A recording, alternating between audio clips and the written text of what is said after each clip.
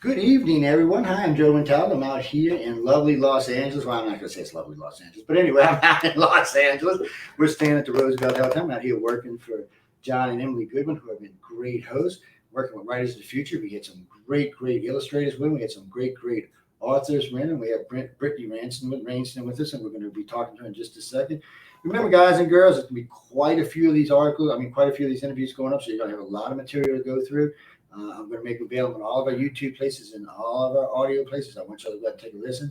I know a lot of my fellow hosts out there are looking for guests. These people are going to make great guests. If anybody's mean to them, I'm coming to kick your damn ass. And you know I'm serious because I've done it before. Anyway, Brittany, how are you doing tonight? I'm fabulous. I've had such a good time this week at the Writers of the Future events. So tell me a little bit about yourself. So I'm Brittany Rainston. I went to school to be a registered nurse. I am still a registered nurse, but I'm currently staying at home with my 4 children. I have another one on the way. God save you, girl. Yes. So, and I am one of the writer winners. I'm a published finalist for volume 37 of L. Ron Hubbard Presents Writers of the Future. So you like the gala last night? It was nice. Oh, it was so lovely. We were taking bets on all y'all who was going to start crying on stage, right? Yeah. I was talking to Jody. I said, Jody, which one you think? Which one you think? But no, I think everybody did fabulous. I really did. I thought it was a great thing, and everybody looked fabulous up there on the stage. Everybody looked very professional. The whole thing looked very professional. So now, a mother of 4, how the hell do you even write? Oh gosh, most of it is during bedtime and nap time. Often that's when I find time. My wife had 3. I had 3 stepchildren. She had 4 kids herself, and I had one of my own. And we had one of our own, and that's 5. And I was like, I wanted to kill somebody. I'm lucky I made it to as old as I think. They're all grown now and out of the house, but still, that's work. So, what is it that made you think you could write? So I've always loved to write. I wrote a lot when I was a child. I remember in junior high in band class, I used to play the flute or whatever. And I would sometimes bring spiral notebooks to class.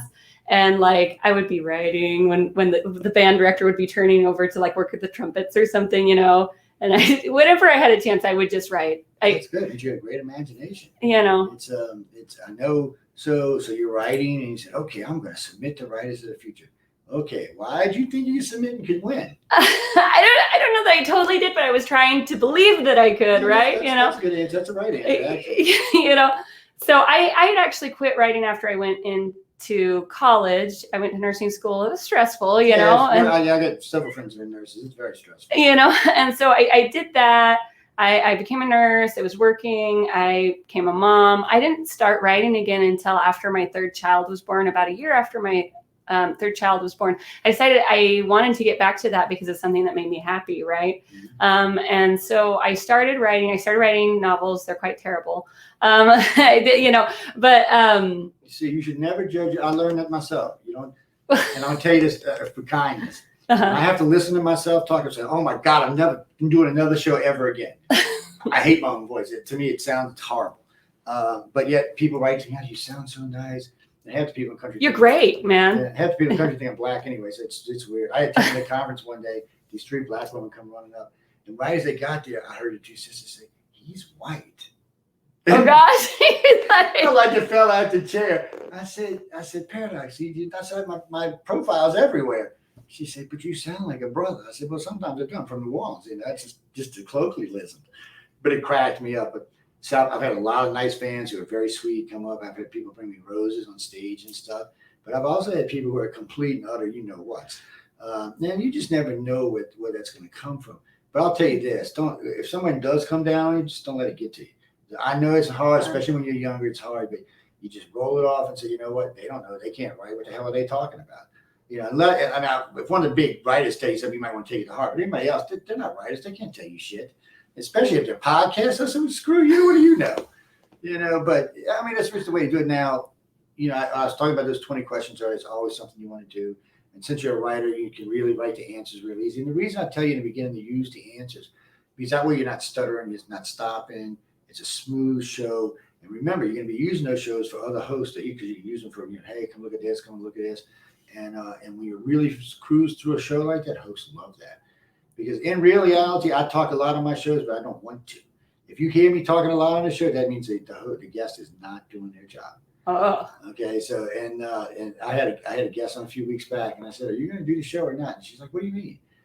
I said, "Audience, how many words has she said so far?" The audience writes in about 8. Oh no! Oh no! Like we need to talk. And they were like, "No, I mean, it's just part of it." So by doing it that way, you'll come off looking way more professional. Yeah. But also, and I mean this, I meant to bring this up. Backdrops are important. Mm-hmm. Okay. I had a host almost at the fire because she used to sit on her bed and wear shorts and want to roll around. What the hell are you doing? It does not look professional. Stop it. So, find your seat, put something behind you, whatever it is, even if you got to go get a curtain or something, but just something that's not that. And the reason I say that is I had a guest almost go to jail. So we were doing the show and somebody writes in during the show and says, that looks like cocaine on the counter right there. The girl flipped out, jumped off the camera. Oh, no. Yes, it was. Oh no! Oh. You never know. And then one poor guy, he's talking one time, and I made him start laughing. He spit out milk and shit all over the screen. It was just. So I'd say, think about all of that going in. Keep, I'll tell you another little secret. If you got to talk a lot, keep something warm and something cold. It keeps your voice steady. It's something I learned from the old pros. Because your voice won't crack if you talk too much, it dries out. Right. So if you take a sip of something warm, you take something cold, it makes your tones right out. And you want to be smooth when you're talking, and you want to feel comfortable. Some people are going to intentionally make you uncomfortable because they want you to screw up. Because if you screw up, then it's funny or stupid, and more people are going to listen. And but that's not what you're there for. You're there to talk about your book and make people understand that you are a real author and you want to be taken seriously. Now, you can have fun and play around and all that stuff because when we do the 2-hour interview, we're going to joke about all kind of shit. We'll talk a little bit about this. We'll talk about some other stuff. But, and you got to watch hosts like me because I'm very notorious for making people feel very, very comfortable on air. So what happens is it's like like we're on a phone having a personal call. Well, I know I'm on there, so I'm not going to say anything stupid. But sometimes they forget they're on the air, and then they just say something that they should not have said. Usually I can edit that out, so it's not that big of a deal. But you never know if another network will. They might leave it in there. It might be a little boost or just a way of picking. Yeah. And I'm going to tell you another little secret. Ask the host if he's read your book. Put him on the spot. That way. You read? Well, no, you couldn't have read mine yet. No, matter of fact, 37 is coming in to me November 2nd. I got 25 of them coming in, so I can give them away. And so I haven't had a chance to read any. But I have read volume 36, 35, 34, 33, 32, and 31. I just gave them all away a couple of months back. So, also, too, don't ever be scared to go to a radio station. And once you've got a published book, you might want to give away 20 or 30 during the holidays. Just donate them to a station. Say, here, give these books away, because what happens is somebody will give them like one a day. Mm-hmm. So your name's being mentioned every day for a whole month. It's free advertisement that you would have to pay. On my station to pay for that advertisement, you're looking at about $10,000. So that's just free advertisement that you can take and just go away. So anyway, what did you think about everybody? Everybody's treated you good? Everybody's been fine? Oh, they have been absolutely fabulous here. We've learned a lot, I think, all week. They've been really hospitable, showed us around. Dinner last night was amazing. I don't know if the dessert was divine. Oh man, I've never had whatever that was before. I was trying to steal Joni's. You just said, give them a damn food. Yeah. Oh, she got a piece. I get her all kind of shit. She got a filet this big around. They gave me one like this. I said, wait, I'm the big. She's a skinny woman. Come on. That's what my husband switched plates with me when my steak was bigger. Yeah. He was like, no. And now, I noticed. Well, I'm not gonna put you on the spot for this because I don't want to get you no crap. But see, for me, I've had personal favorites with the judges. I've met all the judges, and now of course I've been hanging out with Iko and Tom a lot, and we're closer in the same age group. That's why. And we've been having a blast down here. She's crazier than I am, I think. Tom's got mellow, laid back. He wants to see everybody going, but. And I've talked with a lot of the other officers. The only one I found standing off a little bit was Nevin. Is that his name? The old guy? I can't think of his name, but he's an old ancient guy. He's like 80 years old, some old white, hardly knows I don't know why. Nevin, is that his name? Anyway, he was very standoffish to a lot of people. And maybe it's because of his age. That might have been what it is.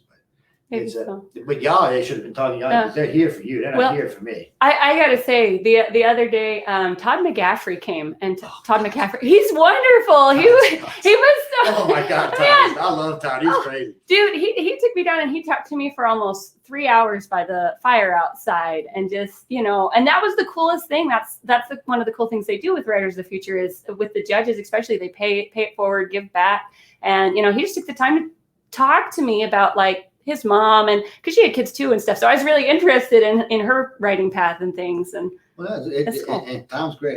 Todd's great. I remember I was watching. I caught him and Dean the other day, and I was listening to him. And I had quite a few of the people tell me they thought Dean was being kind of, how can I say this, braggy or something. I was like, I said, well, he gets to brag. He's got a lot of money. He's got a lot of books, like 240 books. And I think that's gives you bragging. It was impressive. It is. I mean, it's a lot of books.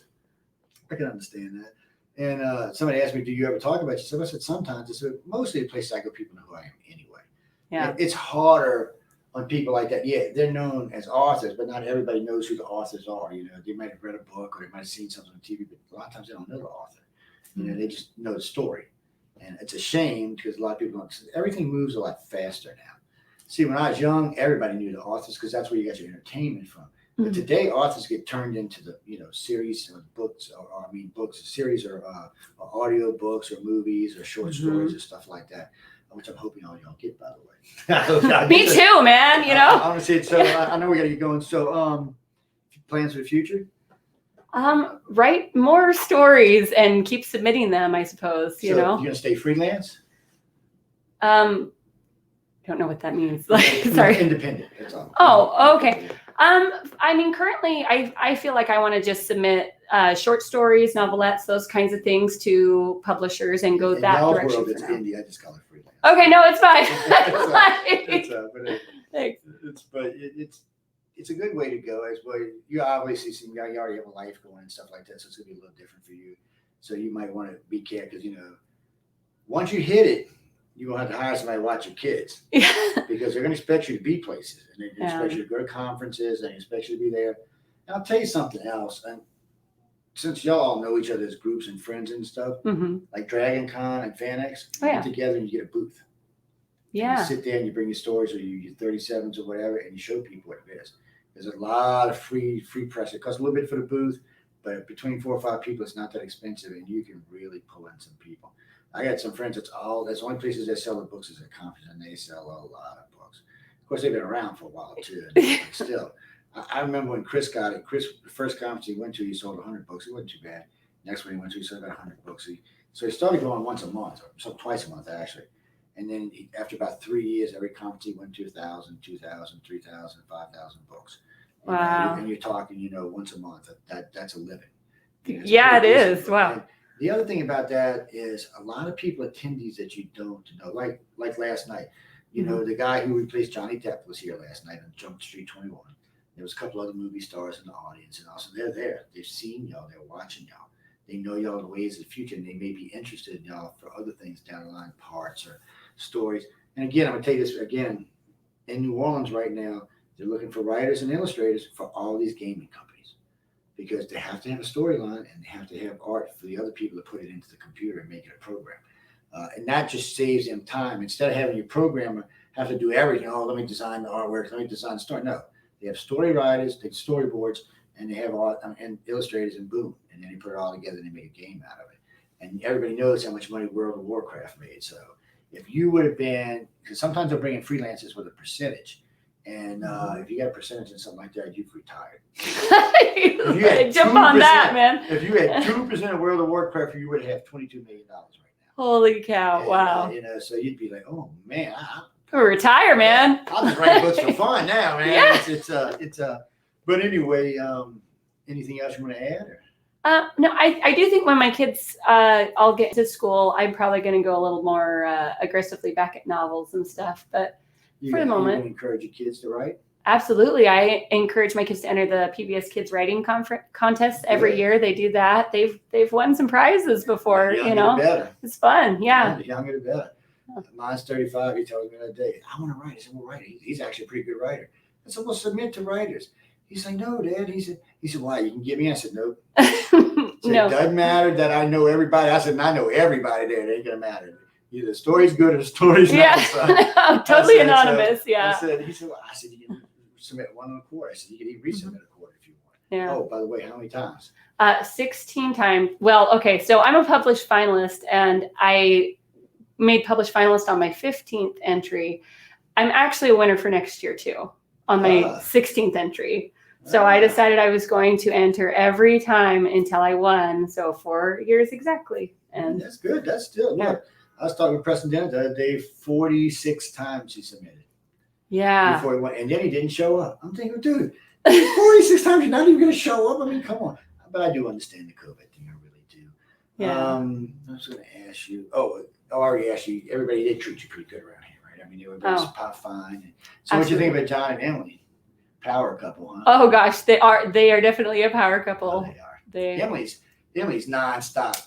The other day she's telling me, "Oh, I'm fat." I'm like, Emily, my thigh is bigger than you. What the hell are you talking about? Oh gosh. And she always dresses like fabulous, you know. Well, I was picking on her a little while ago because I got some pictures of her. She had just come back from working over at the place, and they were sitting by the fireplace having a couple drinks and talking to her. She had a bunch of guys around her. She took 2 pictures. She's all relaxed, hair down, makeup. She said, "I will kill you if you put them on." I will kill you. I got one of Sarah. She's going, oh gosh. So, and for y'all, I will make a page. It's going to be coded, so John will have the code. Emily will have the code. Because the pictures we took a lot. Yeah. And then, of course, they took a lot. So we want to make sure the pictures are going to be used for y'all on the site is what you want. For sure. Yeah, because we don't want nothing like frizzed out or stuff like. I mean, personally, I'm like, yeah. You're like, I'm like, but I want people, because I got some authors that are, we'll just say unique, and leave it at that. They'll come in with one red shoe, one blue shoe, hair going this way, hair going that way. Just weird shit. Which I'm like, hey, look, if that's your style, that's your style. I'm not gonna hate on you. I mean, I don't know. You might be a millionaire as far as I know. You're brilliant. Yeah. I don't know what it takes to be a winner. So Yeah. look. But anyway, I'm gonna let you get out of here because this lady's ready to go, and we're gonna get y'all downstairs so y'all can get at least something in your stomach. And thank you for having me, man. No, you've been great. And then of course we go look at Dune. That guy yesterday, he was so funny when I said,